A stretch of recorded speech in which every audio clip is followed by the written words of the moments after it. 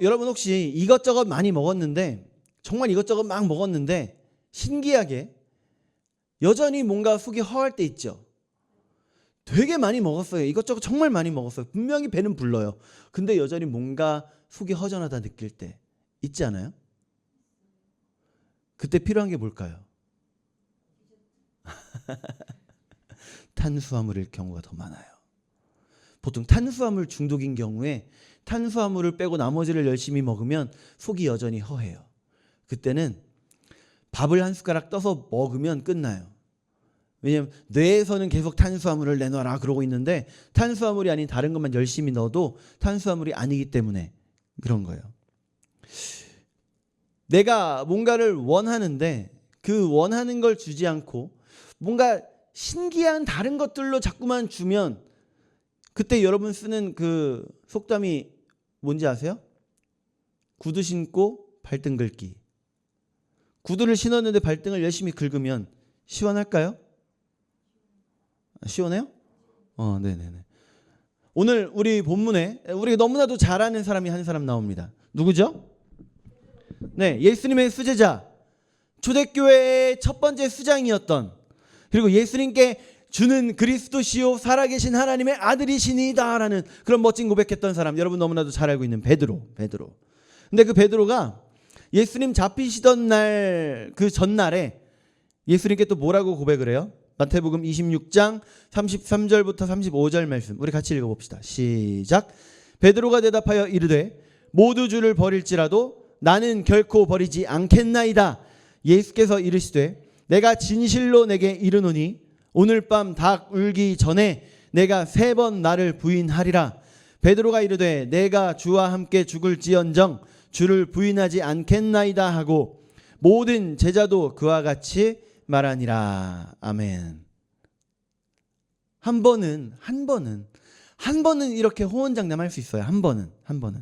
그런데 예수님께서 아니 너 3번 닭 울기 전에 나 부인할 걸 이라고 얘기하시면, 닭이 울기 전에 너가 3번 나를 부인할 걸 이렇게 얘기하시면, 아 정말요? 제가 그럴까요? 이렇게 하는 게 정상 아니에요? 그럼 제가 어떻게 해야 될까요? 이게 정상 아닐까요? 근데 베드로가 뭐라고 해요? 아닌데요? 저 부인 안 할 건데요? 예수님 왜 일어나지도 않은 일을 저한테 그렇게 얘기하세요? 이게 누구라고요? 이건 미안해요. 베드로죠. 베드로요. 은혜지 말고 베드로요. 베드로잖아요. 베드로는 2번 연속해서 그런데 화건해요. 다른 사람도 아니고 주는 그리스도시요 살아계신 하나님의 아들이시니다 했던 그 베드로가 예수님 그렇게 말씀하시면 예수님께서 왜 나에게 그렇게 말씀하셨을까? 날 그렇게까지 칭찬하셨던, 다른 사람 아무도 하지 못했던 그런 고백 우리 예수님 앞에 했던 사람인데, 예수님 수제자인데, 늘 예수님과 함께 했던 사람인데, 변화산 올라갈 때도 나를 늘 끼고 다니셨던 그런 예수님인데 왜 나한테 그렇게 말씀하셨을까? 고민해야지요. 근데 그게 아니라 아닌데요 예수님. 아니요 예수님. 결국 어떻게 됐어요? 호언장담하던 베드로가 어떻게 돼요? 우리 말씀 한 절 또 좀 길게 읽어봅시다. 마태복음 26장 69절부터 75절까지. 자 시작. 베드로가 바깥들에 앉았더니 한 여종이 나와 이르되 너도 갈릴리 사람 예수와 함께 있었도다 하거늘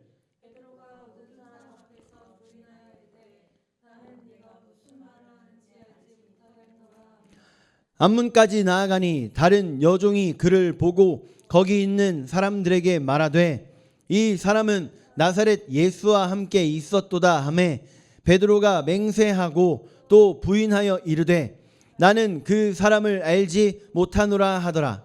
조금 후에 곁에 섰던 사람들이 나와 베드로에게 이르되 너도 진실로 그 도당이라 내 말소리가 너를 표명한다 하거늘 그가 저주하며 맹세하여 이르되 나는 그 사람을 알지 못하노라 하니 곧 닭이 울더라.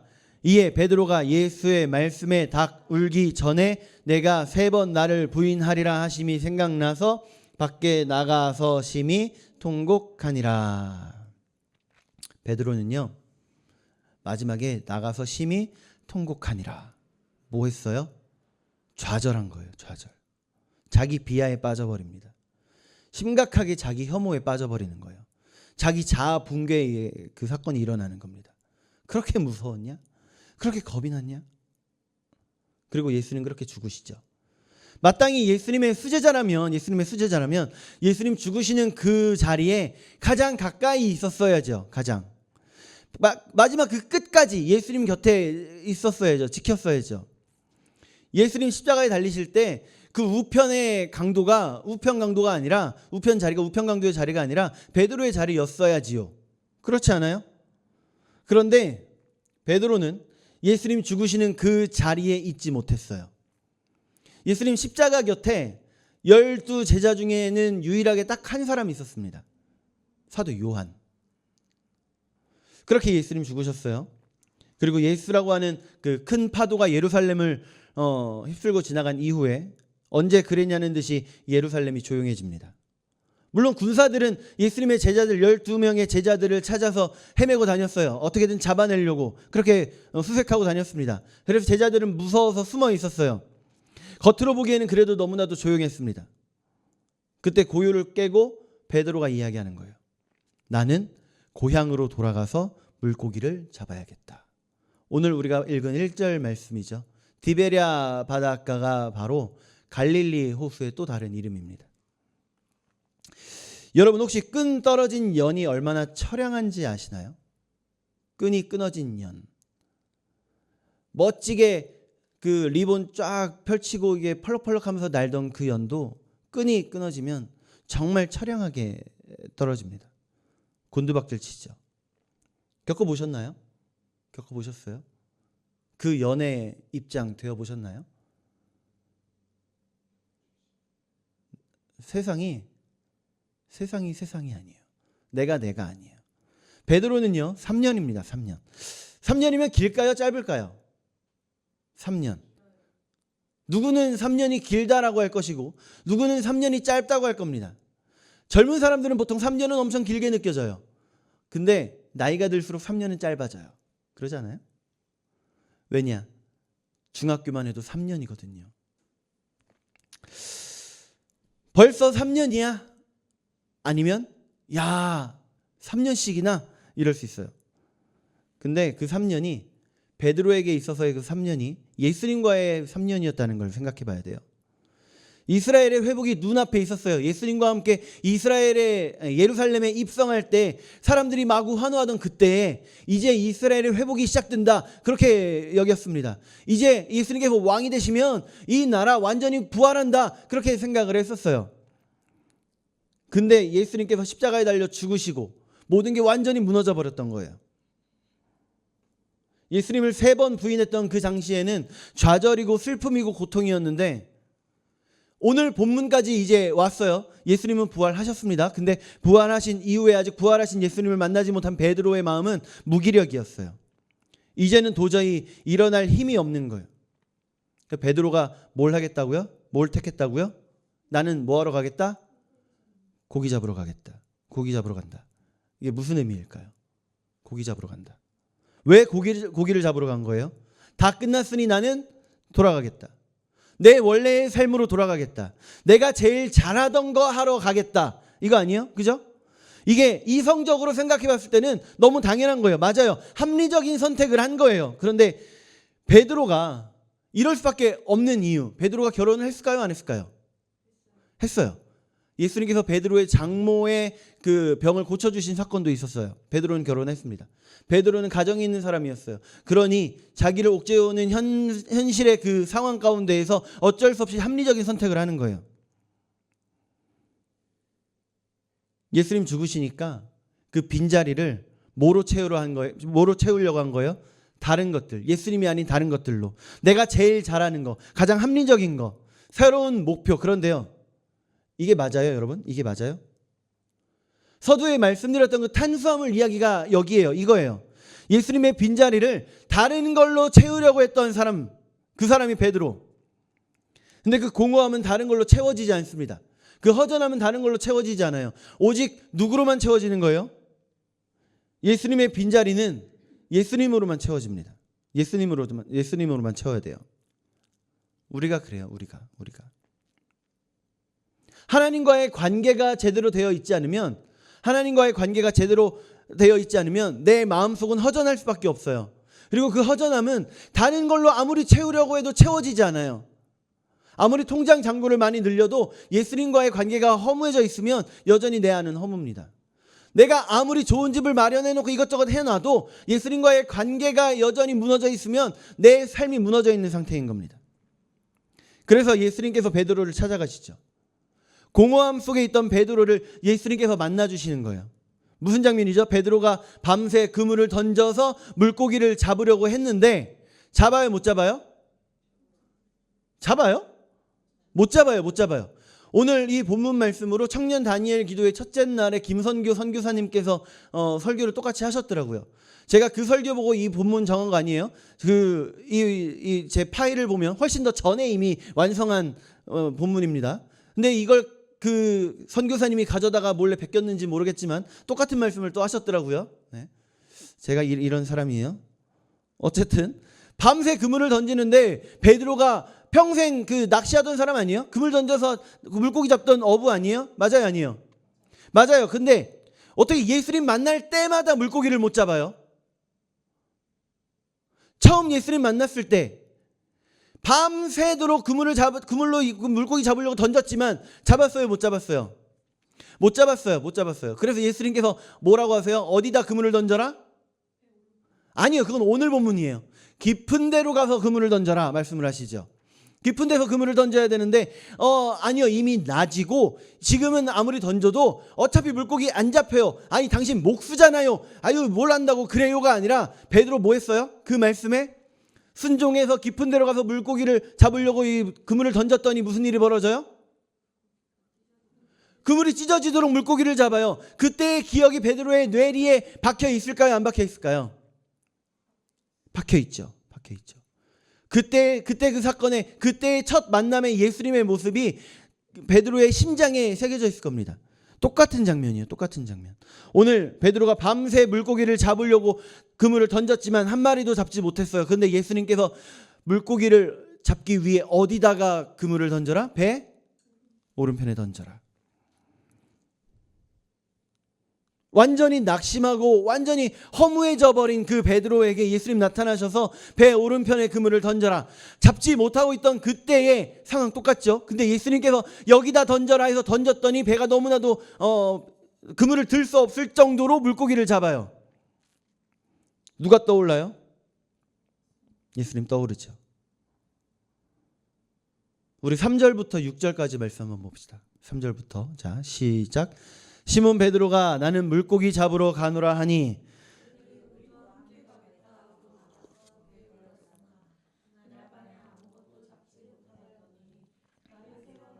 예수께서 바닷가에 서셨으나 제자들이 예수이신 줄 알지 못하는지라. 예수께서 이르시되 얘들아 너희에게 고기가 있느냐 대답하되 없나이다. 이르시되 그물을 배 오른편에 던지라 그리하면 잡으리라 하시니 이에 던졌더니 그물을 들 수 없더라. 아멘. 몇 마리일까요? 네, 153마리. 153. 모나미 153 볼펜이 여기서 나온 거라고 하잖아요. 153마리. 얼마나 큰 물고기길래 153마리 잡았는데 그물이 찢어지나 이 생각 해보셨나요? 보통 어느 정도 크기의 물고기를 153마리 잡으면 그물 찢어질 수 있을까요? 참치 정도 돼야 되는 거 아닌가? 그렇지 않아요? 근데 이게 2000년 전이라는 걸 생각해 보면 그럴 수 있겠다 싶기도 해요. 자, 어쨌든 베드로를 처음 만나 주셨던 그때의 모습을 예수님께서 재현하신 거예요. 그래서 예수님께서 사랑하시는 제자 누굴까요? 땡. 네, 요한. 예수님께서 사랑하시던 제자, 예수님 품에 있던 제자 이렇게 주로 표현되는 요한복음 내에서 그렇게 표현되는 건 보통 요한입니다. 사도 요한이요. 요한이 누구다? 예수님이다. 그러니까 베드로가 뭐 했어요? 바로 바다로 뛰어들어요. 예수님을 향해 헤엄쳐 갑니다. 드디어 예수님 만나죠. 그때 베드로의 심정이 여러분 어땠을까요? 자, 나는 절대 예수님을 떠나지 않을 거예요. 나는 절대 예수님을 배신하지 않을 거예요. 그랬는데 예수님께서 아니야, 넌 나 3번 부인할 거야 얘기하셨던, 아니요 저 절대 안 해요 라고 했는데도 불구하고 자기 입으로 너무 무서워서 예수님을 모른다 3번 부인했던 그때의 내 모습이 떠오른, 여전히 여기에 있어서 감히 예수님 앞에 너무 반가워서 일단 헤엄쳐 갔는데 고개도 못 들겠는 그 모습 아니에요? 너무 좋아요. 예수님, 예수님이 살아나셨어 하고 너무 좋아서 헤엄쳐서 갔는데 막상 갔더니 예수님 앞에 쭈뼛쭈뼛 할 수밖에 없는.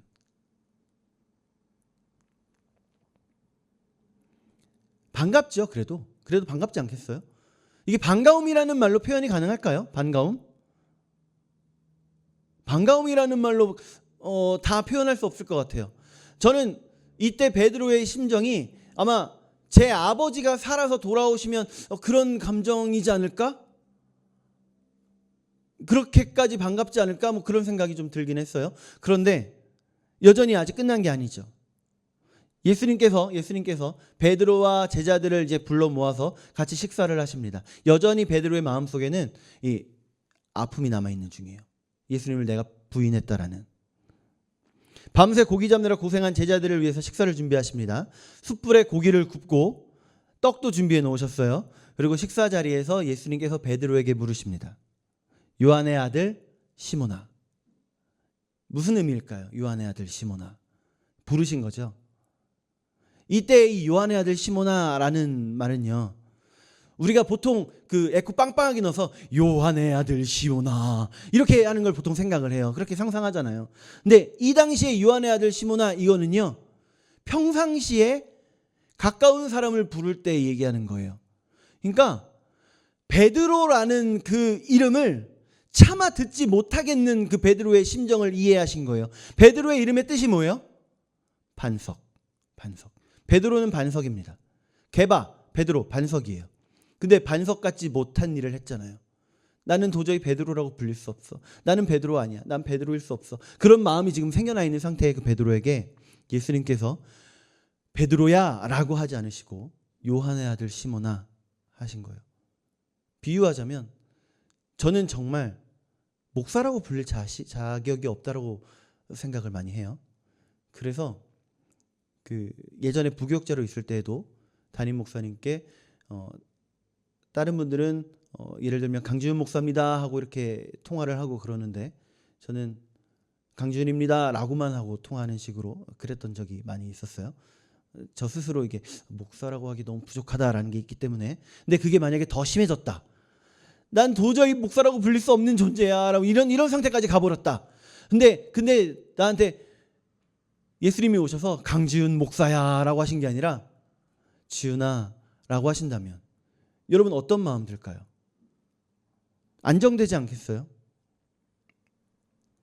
아직까지 베드로의 마음에 자괴감, 죄책감 남아있는 거예요. 그러니까 예를 들면 이렇게 강지훈 목사야가 아니라 지훈아 라고 부르는 거. 따스한 음성으로 이제 물으십니다. 내가 나를 사랑하느냐? 베드로가 몇 번 부인했죠? 3번 부인했죠. 예수님께서 몇 번 물어보세요. 내가 나를 사랑하느냐? 3번 물으시죠.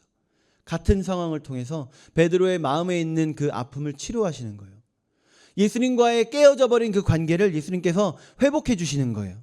물론 그 사랑이라고 하는 게 필레오의 사랑을 2번 이야기하고 그 다음에 베드로가 고백할 때 예 주님 제가 예수님을 필레오, 그러니까 친구로서 사랑합니다 라는 고백을 2번 하지만 예수님께서 3번 다 이렇게 물으시죠. 아가페로 사랑하느냐? 너가 진정한 사랑으로 나를 사랑하느냐? 그거에 2번을 이미 베드로는 예 제가 필레오로 친구로서 사랑합니다라는 대답을 한 거예요. 그걸 우리 성경에서는 그냥 사랑으로 번역을 한 것뿐이죠. 근데 3번째 예수님께서 또 물으시죠. 내가 나를 아가페로 사랑하느냐? 내가 정말 나를 아무 조건 없이 나를 정말 모든 것 다 해 진정으로 사랑하느냐? 라고 물어보시니까 그때 베드로가 심히 고민하면서 대답하죠. 뭐라고 대답을 해요? 예 주님, 제가 주님을 필레오로 사랑할까요? 아니면 아가페로 사랑할까요? 여러분 뭘로 사랑한다고 대답했을까요? 아가페로 사랑합니다 라고 대답을 하죠. 예수님과의 관계가 이렇게 회복되는 거예요. 예수님께서는 지금도 우리에게 우리와의 관계 회복하기를 원하고 계신 거예요. 우리가 이 세상을 살아가면서 이것도 필요해 저것도 필요해 나 왜 이렇게 이거 없고 저것도 없고 이런 힘든 일들이 왜 이렇게 많지 이런 생각 저런 생각 할 수 있는데 그때 필요한 건요 이거 채우고 저거 채우고 이걸 마련해 놓고 이게 필요한 게 아니에요. 가장 먼저 중요한 거 먼저 해야 될 것은 예수님과의 관계가 내가 제대로 서 있나. 예수님과의 관계가 제대로 서면 이거 없어도 이거 없네 없구나. 예수님과의 관계가 제대로 서 있으면 이게 없어서 내가 덜덜 떨리고 불안하고 그런 게 아니라 이것 또한도 예수님과 함께하니 다 오케이가 되는 거예요. 18절 말씀 우리 한번 봅시다. 18절 말씀 함께합니다. 시작. 내가 진실로 내게 이르노니 내가 젊어서는 스스로 뛰고 원하는 곳으로 다녔거니와 늙어서는 내 팔을 벌리리니 남이 내게 띄우고 원하지 아니하는 곳으로 데려가리라. 아멘.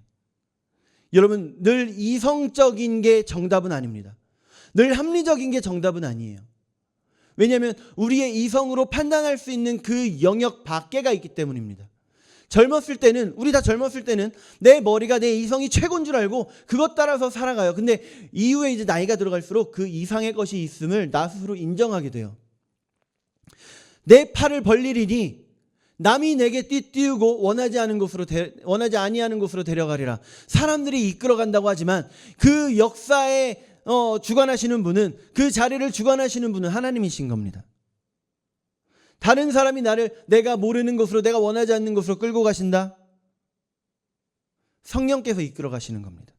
합리적이지 않아도 이성적이지는 않아도 우리 주님과의 관계가 먼저 회복되어지는 그래서 하나님께서 기뻐하시는 자리에 가기를 내가 기뻐하는 자리에 가는 것보다 더 기뻐하는 우리가 되기를 하나님과의 관계 그렇게 회복되어져 가는 우리가 되기를 축복합니다.